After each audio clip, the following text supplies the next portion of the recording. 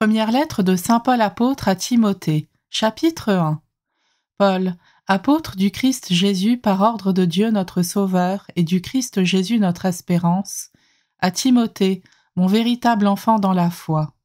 À toi la grâce, la miséricorde et la paix de la part de Dieu le Père et du Christ Jésus notre Seigneur.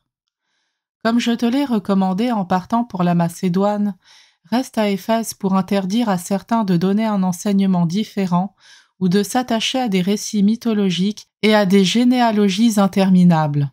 Cela ne porte qu'à de vaines recherches plutôt qu'au dessein de Dieu qu'on accueille dans la foi. Le but de cette interdiction, c'est l'amour, la charité qui vient d'un cœur pur, d'une conscience droite et d'une foi sans détour. Pour s'être écartés de ce chemin, certains se sont tournés vers des discours inconsistants, ils veulent passer pour des spécialistes de la loi, alors qu'ils ne comprennent ni ce qu'ils disent ni ce dont ils se portent garant.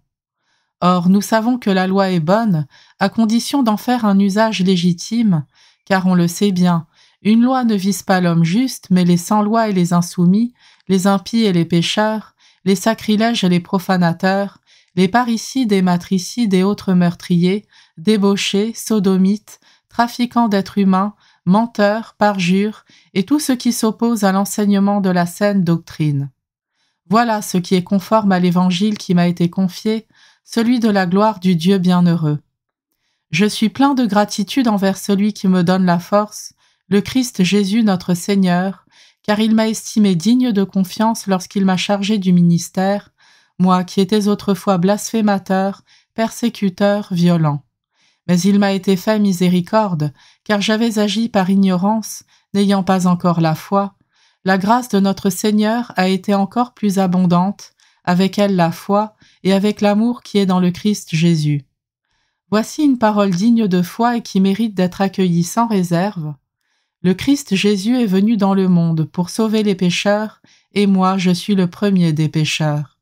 Mais s'il m'a été fait miséricorde, c'est afin qu'en moi le premier, le Christ Jésus montre toute sa patience pour donner un exemple à ceux qui devaient croire en lui en vue de la vie éternelle.